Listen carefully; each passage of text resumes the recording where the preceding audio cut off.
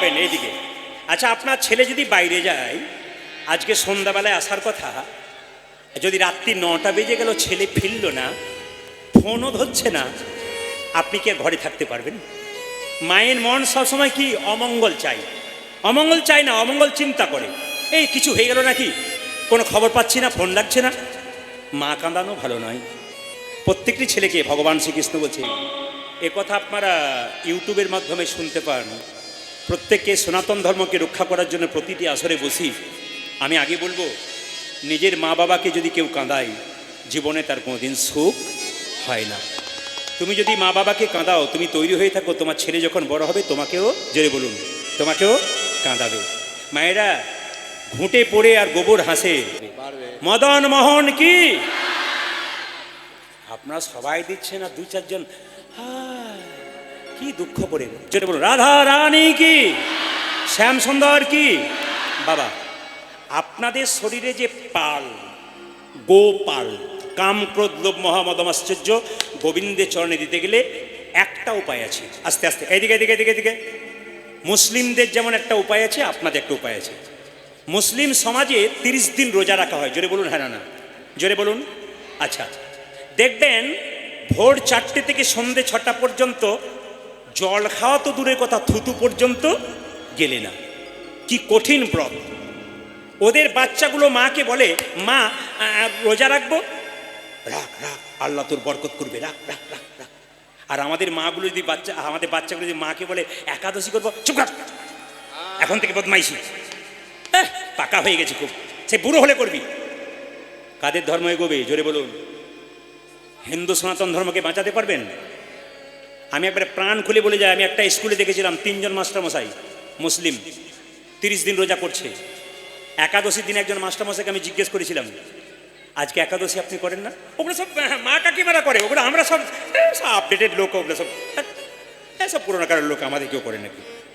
একজন শিক্ষিত ব্যক্তি হয়ে দেখতে পাচ্ছে না ওরা কি করলো আর আমরা কি করলাম? শুনলে চমকে যাবেন। আমি যখন প্রথম কীর্তন করতাম, কলেজে পড়তে পড়তে করতাম, এদেরকে বলতাম প্রথম বাসে চলে যাও, ঝাড়খণ্ডে প্রচুর গান থাকতো, তোমরা প্রথম বাসে চলে যাবে, সেকেন্ড বাসে যাবো, ক্লাস করে যাবো। কীর্তন করে যখন ফিরতাম, সিট পেতাম না, এমন হতো, প্রচুর ভিড়, ছোট ছোট গাড়ি, ঝাড়খণ্ডে খুব ছোট ছোট গাড়ি। আমার তখন প্রথম কীর্তন, আমার মনে পড়ে। তো সবাই লক্ষ্য করুন, প্রচুর বাসে ভিড়, সিট পাইনি। একজনকে বললাম, দাদা কোথায় নামবেন? এই পাশেই নেমে যাব, আপনি বসে যাবেন। বেশ। আমার পাশে একজন মাস্টারমশাই দাঁড়িয়ে আছেন, এ খোলটা নিয়ে দাঁড়িয়ে আছে, শিখোলটা, একে বলছে, যেই না গাড়িটা ব্রেক দিচ্ছে আর শিখোলটা লাগছে, আর মাস্টারমশাই কি করছে দেখুন, ও দাদা, দাদা, আমার দাদা কি হলো, ঢোলটা সরান। হাসি নয়, লজ্জা। হিন্দু সনাতন ধর্মের সবচাইতে লজ্জা হলো এইটা, একজন শিক্ষিত লোক খোলকে ঢোল বলে। এর জন্য ঘৃণা হওয়া দরকার। শুধু MA BA পাস করলে ভাগবত জ্ঞান হয় না, শুধু MA BA পাস করলে ভগবানের নাম করা যায় না, তার চৈতন্যের দরকার আছে। আমি অ্যাপেলো চেন্নাই চিকিৎসা করাতে গিয়েছিলাম। যাকে চিকিৎসা করাচ্ছিলাম তার নাম জোসেফ ভিটাজিল, খ্রিস্টান ডাক্তার। টেবিলের মধ্যে যীশুখ্রিস্টের ছবি রেখেছেন। চিকিৎসা করবার আগে দেখলাম যীশুখ্রিস্টের চরণে ফুল দিলেন, গলায় মালা দিলেন। বললাম, এনাকে কি করছেন? বলছে, উনিই তো সব। একজন লন্ডন ফেরত ডাক্তার, আমেরিকা ফেরত ডাক্তার, সে ভগবানের চরণে প্রথমে ফুল দেয়, তারপর চিকিৎসা করে। আর সবচাইতে লজ্জার ব্যাপার, আমাদের সমাজে MA BA পাস করলে আর হরিবোল বলতে কত লজ্জা করে, প্রেস্টিজ পাংচার হয়ে যাবে। হাসি নয়, হাসি নয়, হিন্দু সনাতন ধর্মের সবচাইতে বড় লজ্জা, এটা হাসি নয়। এর জন্য লজ্জা হওয়া দরকার আমাদের। আমরা কোন জায়গায় যাচ্ছি? একাদশী করতে পারি না। মায়েরা যেই না শিখলটাকে এরকম করে দিয়েছে, আমার রাগ ধরে গেছে। তখন তারও কম বয়স ছিল, কলেজে পড়ছিলাম, বিয়ে পড়ছিলাম। যেই না এরকম করে দিয়েছে, ও দাদা, আমার দাদা, ওটা ওটা খোল, ওটা ঢোল নয়, ওটা খোল। সে যাই হোক, রাত জেগে গান করবেন আর ঢোলটা নিয়ে আমার গায়ে ঢেলে পড়বেন। আমার দাদা, এই ঢোলটা একদিন আপনার কাজে লেগে যাবে। বলে, আমার বিয়ে হয়ে গেছে, আর লাগবে না। আর একটা বিয়ে তোমার বাকি আছে, আছে না? জোরে বলুন, আছে না? চুপ করে থাকবেন না, বলবেন, একটা বিয়ে বাকি আছে না? কোন বিয়েটা? বড় হরি, বড় হরি, বড় হরি, আমি যদি একবার এই লাইনে হাঁটতে শুরু করি, তাহলে আপনাদের মনে হবে রাত্রি 12টা হলেও অসুবিধা নেই। কিন্তু হাঁটতে গেলে পাটি আছে কিছু, ওই জন্য হাঁটছি না, লাইনে হাঁটছি। সবাই তাকাবেন। আবার দেখবেন আমাকে হিন্দু সনাতন ধর্মকে রক্ষা করার জন্য মহাপ্রভু অনেক কিছু করেছিলেন। আমাদের দেখুন শিল প্রভুপাদ মিষ্টির দোকান করেছিলেন, হরিবল মিষ্টি, শ্রীকৃষ্ণ মিষ্টি, গৌরাঙ্গ মিষ্টি। সবাই যেত আর বলতো একটা গৌরাঙ্গ মিষ্টি দিন তো, তার গৌরাঙ্গের নাম করা হয়ে গেল। একটা হরিবল মিষ্টি দিন তো, মানে কত কায়দা করে হরিবল বলিয়ে নিয়েছেন তারা। আমরা কি করলাম, ছি, আমরা শিখলটাকে ঢোল বলে দিলাম। আবার দেখবেন আগে বাড়িতে দরজাতে লেখা থাকতো সুস্বাগতম, জোরে বলুন হ্যাঁ না না। তারপর একটু বাংলা থেকে ইংরেজি শিখলাম, লিখলাম ওয়েলকাম। তারপর আবার বড় করে লিখলাম কুকুর হইতে সাবধান। বড় হলাম তখন লিখলাম। কিছু মনে করবেন না, আপনাদের মুর্শিদাবাদে একটা বাড়িতে কীর্তন করতে গেছি, মানে বাসা গেছি, ওর বাড়িতে লেখা আছে সাবধান ভেতরে কুকুর।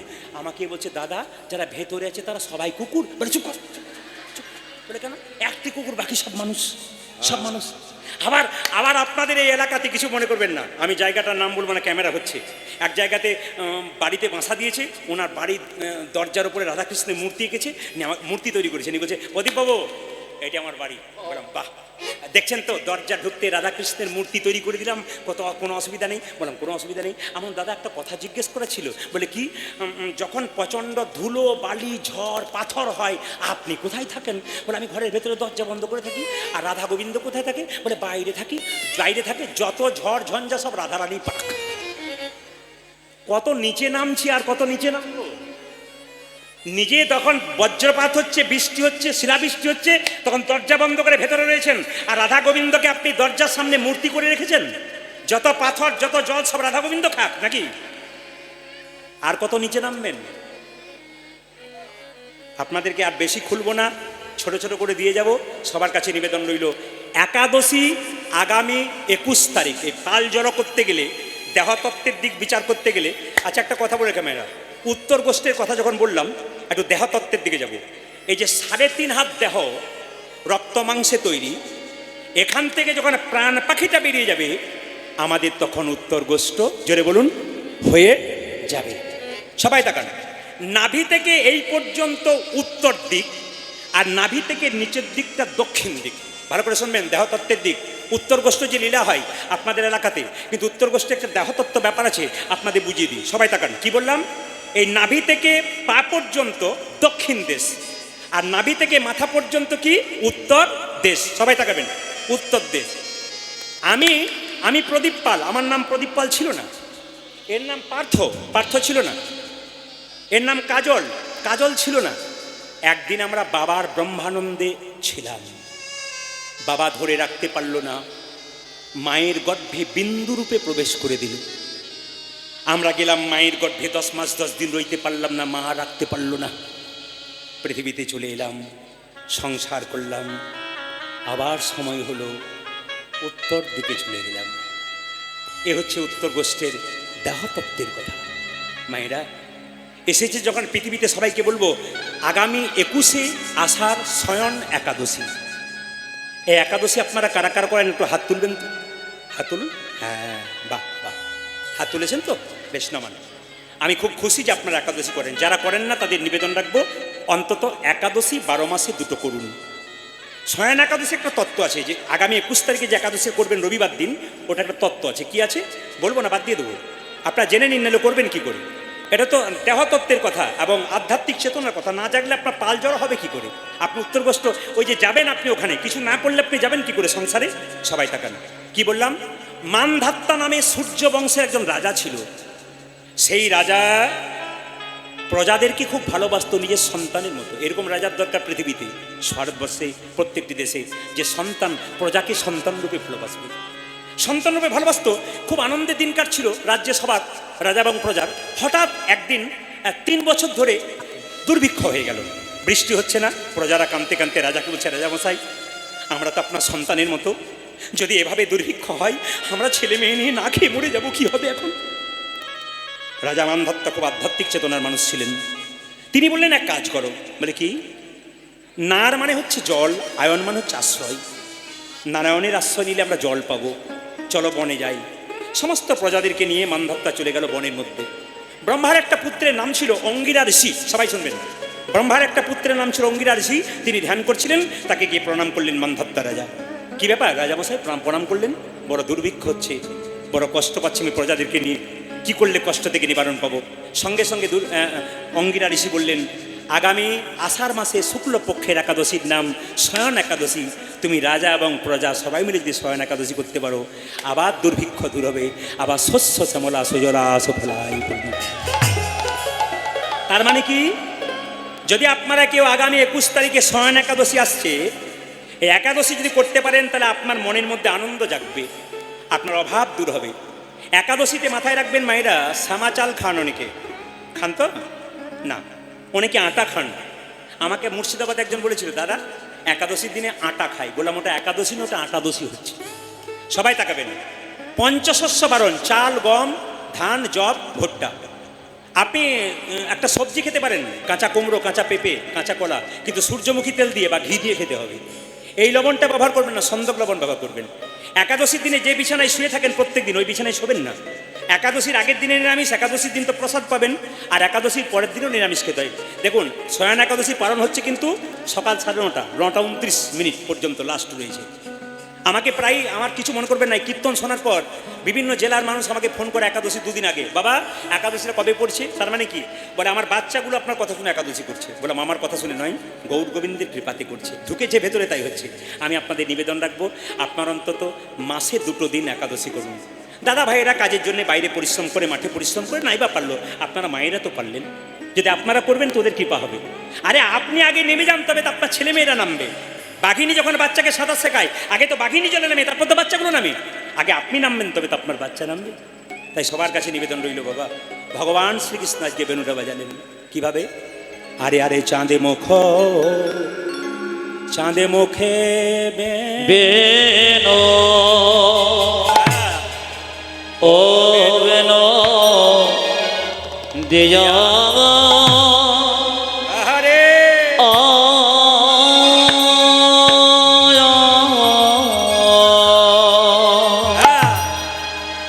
চাঁদ মুখী বেনু দিয়া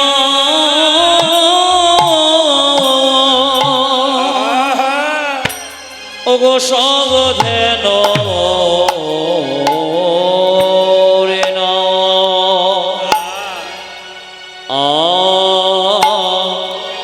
আয়া মেলো ও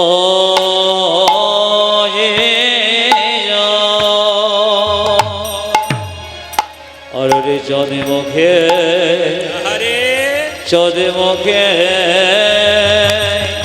বেনো।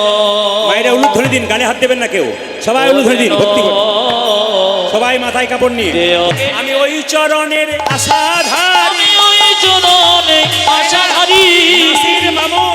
নাসির মাহমুদ একটা মুসলিমের ছেলে হয়ে বলছে, হে গোবিন্দ আমি ওই চরণের আশাধারী, আমি ওই চরণের আশাধারী, ওই চরণের আশাধারী, ওই চরণে আশাধারী। কৃপা কর বংশীধারী, ওই চরণের আশাধারী, ওই আমার কৃপা করো বংশীধারী, ওই চরণের আশাধারী, কৃপা করো বংশীধারী, ওই চরণের আশাধারী, কৃপা করো বংশীধারী, ওই চরণে আশাধারী। ওই আমি ওই চরণের আশাধারী।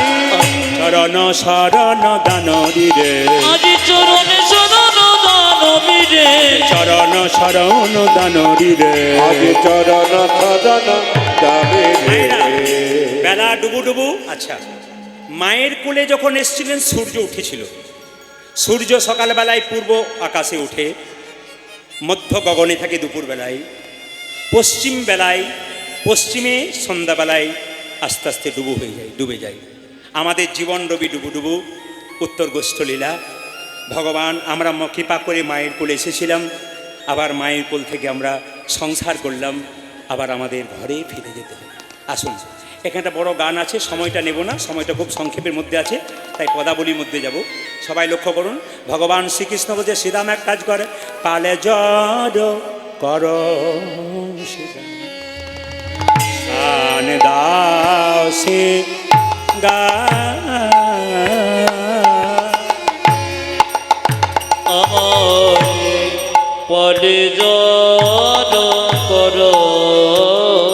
উলুধ্বনি দেন মা, উলুধ্বনি দিন। পালে জড়ব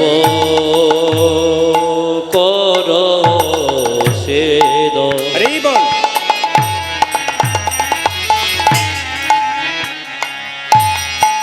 পালে জড় আরে পালে জড় কর সে সানে দাও সিংহ পালি জড়ব কর সে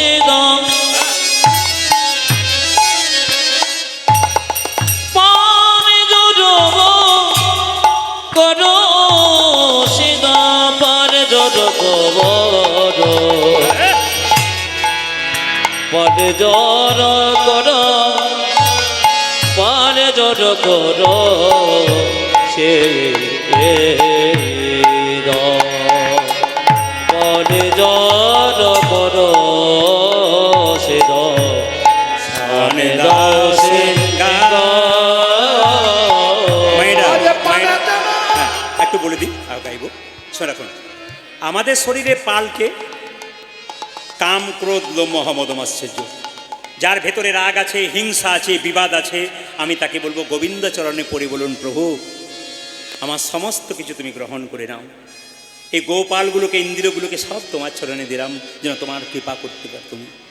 পালে জড় সে শান দা সে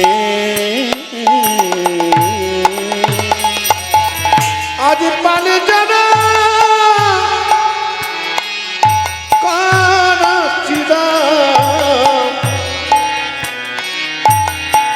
আজ খানে দাসী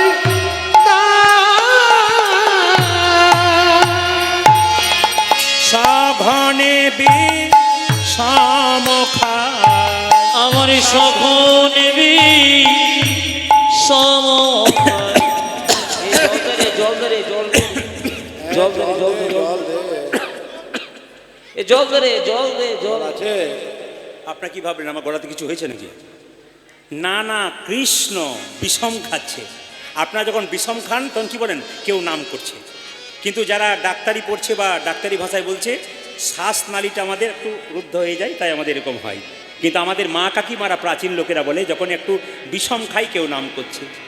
অগো সগনে বিষম খাই আমার সঘনে বি বিষম সগনে বিষম খাই। দেখো দেখো সগনে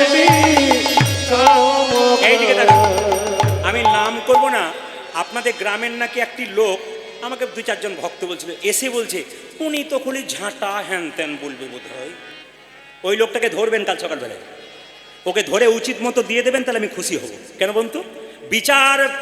বিচার বুদ্ধি জেনে কথা বলতে হয়। আজকে দেখুন, ওকে শুনতে বলুন, সঘনে বি, ওকে শুনতে বলুন কোনটা বাদ যাচ্ছে। সঘনে বি সমখা আমার সঘনে বি বিষম নাম করে মাগো, নাম করে মা। ও যজ সগনি বিষম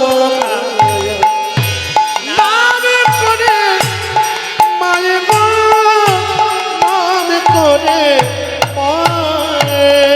মা নাম করে রে, মা নামে করে রে, মা নাম করে রে, নাম করে রে সঘনে বিষম খাই মা নাম করে রে, আমার সঘনে বিষম খাই মা নামে করে রে, সঘনে বিষম খাই মা নাম করে রে, আজ সগনে বিষম খাই মা নাম করে রে সঘনে বিষম খাই নাম করে মায়েরে, নাম করে মা।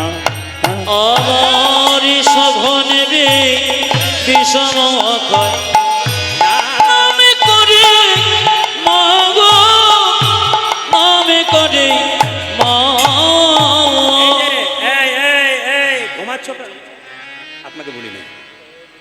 দু চারজনকে দেখতে পাচ্ছি, কিছু মনে করবেন না। সেই দুপুরবেলা থেকে কীর্তন শুনছে তো, আপনারা আমাকে দেখছেন কিন্তু আমি দেখছি ওদেরকে। ও গো সখন নেবি, আমি যখন বলছি ঘুমাচ্ছ তখন ও ভাবছে খালি আমার দিকেই তাকাচ্ছে। না না, ফাঁকিবাজ ছেলের দিকে তো মাস্টার বেশি বসে থাকে। এই যে কীর্তন গানের পদাবলীগুলো গাইছে, এত আমি গাইবো, একটাও বাদ দেবো না, কিন্তু একটাও বাদ দেবো না, কোনো দেখবেন।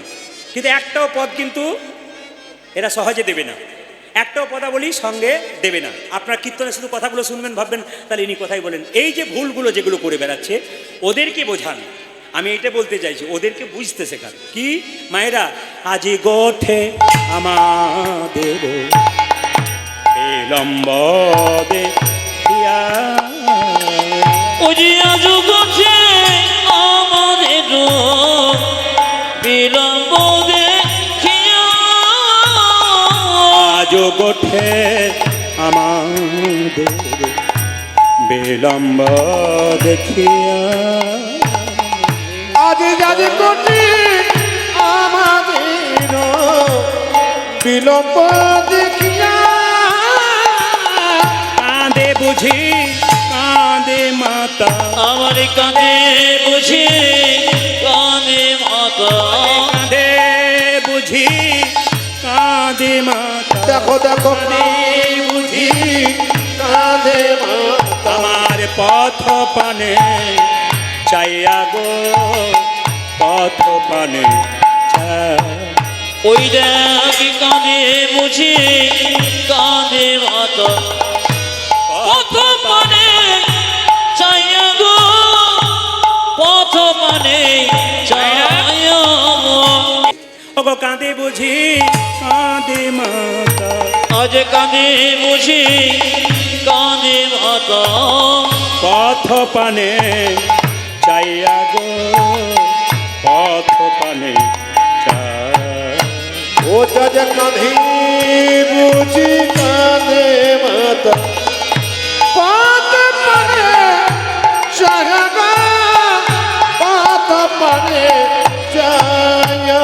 ও যে মা কাঁদানো ভালো না, মা কাঁদানো ভালো নয়, মা কাঁদানো ভালো ও না, বাবা মাকা দানো ভালো না, মা কাঁদে তার জগৎ কাঁদে, মা কাঁদানো ভালো নয়। ওরে মা কাঁদে তোর জগতে কাঁদে, মা কাঁদানো ভালো নয়, মা কাঁদে তার জগৎ কাঁদে, মা কাঁদানো ভালো ও নয়। তারা মাকা যে তার জগতে কাঁদে, মাকা দানো ভালো না, কাঁদে বুঝি কাঁদে মা, আর কানে বুঝি কানে মাতা, কাঁদে বুঝি কাঁদে মা, ও যাজ কাঁধি বুঝি কাঁধে মাতা, আমার পথ পানে চাইয়া রে, পথ পানে চাই।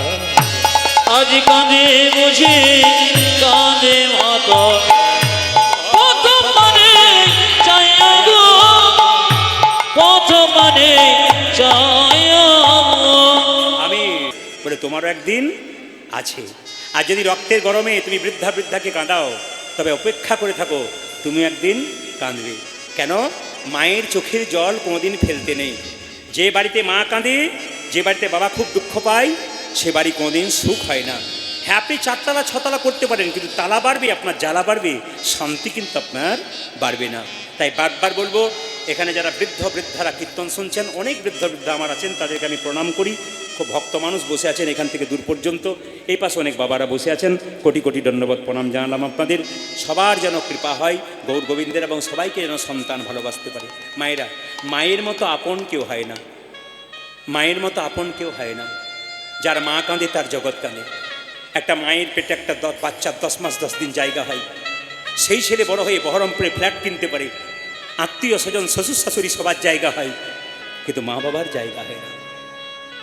আসল জায়গাটা কাঁদালে তোমার ওই জায়গাটা ফাঁকা হয়ে যাবে বাবা। এই যে আগামী শ্রাবণ মাস আসছে, আপনার শিব ঠাকুরকে জল ঢালতে যাবেন। বাবা গ্রীষ্মকালে বাড়ি এলো, এক গ্লাস জল পেলো না, মা অসুস্থ ছিল, একটু জল পেলো না, আর শিবকে জল ঢালতে চাইছো।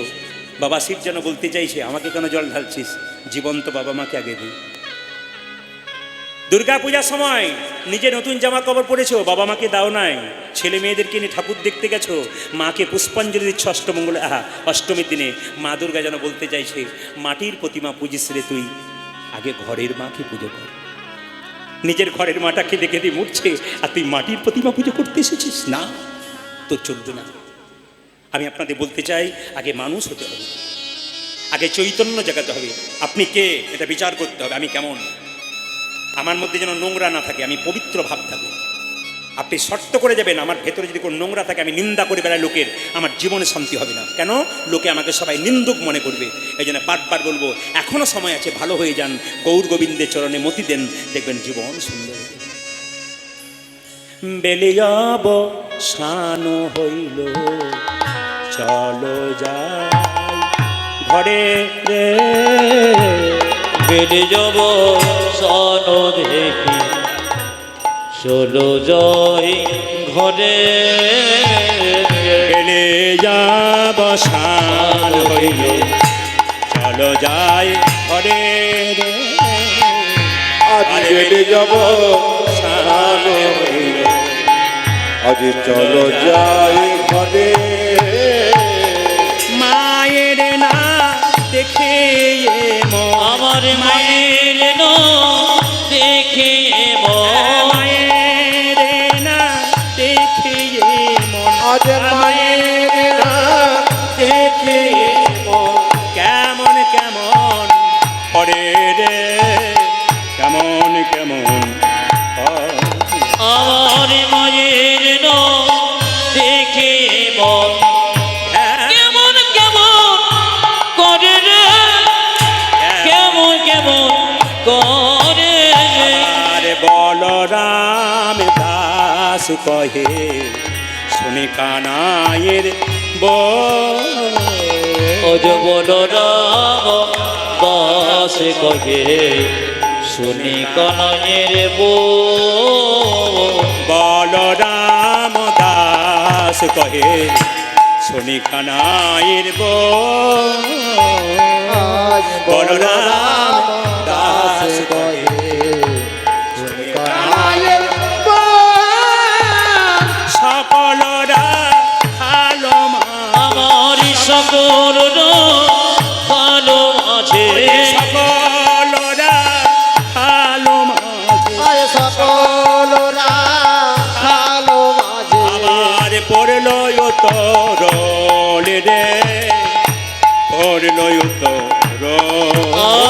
সকলরা ভালো মাঝে, পরে নাই তো জানি না, পরে নাই তো ও যে আনন্দ আর ধরে না, ধরে না আনন্দ আর ধরে না, আনন্দ ধরে না। ঘরে ফেরার সময় হলো, আনন্দ আর ধরে না, আমাদের ঘরে ফেরার সময় হলো, আনন্দ আর ধরে না। ঘরে ফেরার সময় হলো, আনন্দ আর ধরে না। ঘরে ফেরার সময় হলো, আনন্দ আর ধরে না। আজ সকলরা ভালো মাঝে, আজ সকলরা ভালো মাঝে, ও যে সকলরা ভালো মাঝে, পূজা যে সকলরা ভালো মাঝে। করল তোর রে, করল তোর। আমার সকলরা ভালো মাঝে, করিল যত রোলে রে, করিল যত সবাই মিলে বলুন রাধা রানী কি। জয়টা কিন্তু জোরে হবে। শ্যাম সুন্দর কি। এত জোরে দেবেন যেন পাহাড়পুর পর্যন্ত যায়। জোরে বলুন রাধা রানী কি। বেড়েছে বেড়েছে আরো বাড়বে।